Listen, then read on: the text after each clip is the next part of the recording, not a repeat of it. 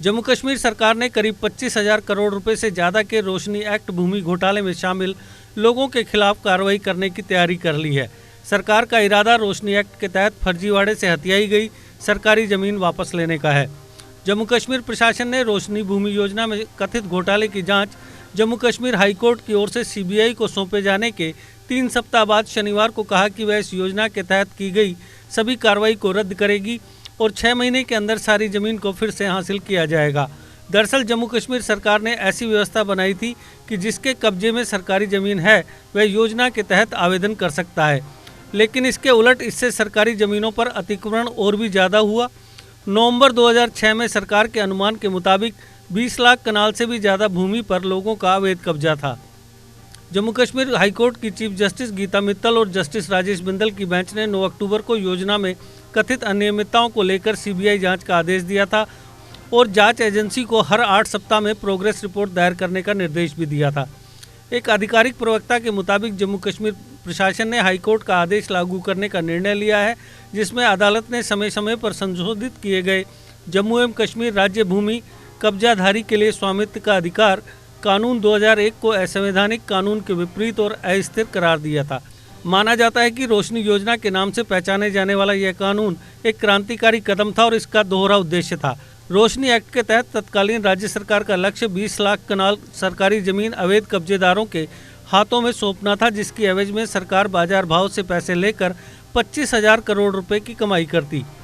जानकारी के मुताबिक रोशनी एक्ट सरकारी जमीन पर कब्जा करने वालों को मालिकाना हक देने के लिए बनाया गया था।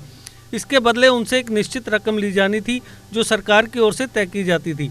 वर्ष 2001 में फारूक अब्दुल्ला की सरकार ने जब ये कानून लागू किया तब सरकारी जमीन पर अवैध कब्जे करने वालों को मालिकाना हक देने के लिए 1990 को कट ऑफ वर्ष निर्धारित किया गया था, लेकिन समय के साथ जम्मू कश्मीर की आने वाली सभी सरकारों ने इस कट ऑफ साल को बदलना शुरू कर दिया। इसके चलते राज्य में सरकारी जमीन की चहेतों को फायदा पहुंचाने की आशंका जताई गई। रोशनी एक्ट को 28 नवंबर 2018 को जम्मू कश्मीर के तत्कालीन गवर्नर सत्यपाल मलिक ने खत्म कर दिया था।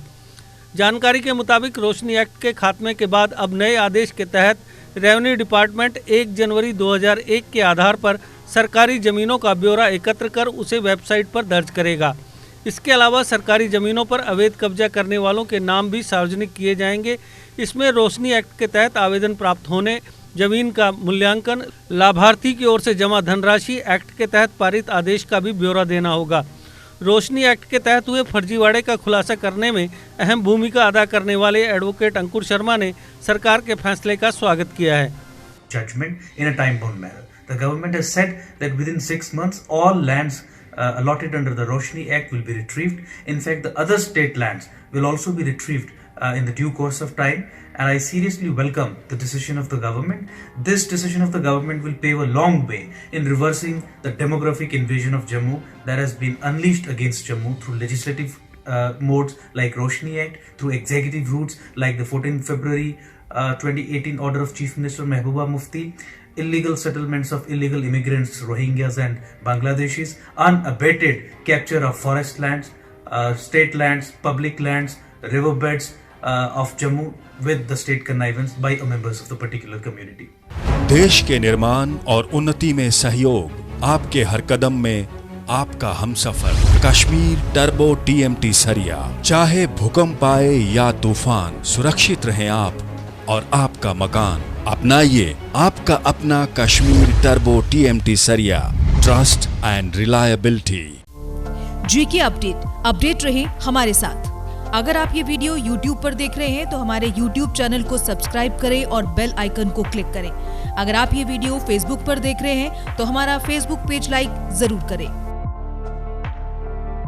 For advertisement please contact 7051091811।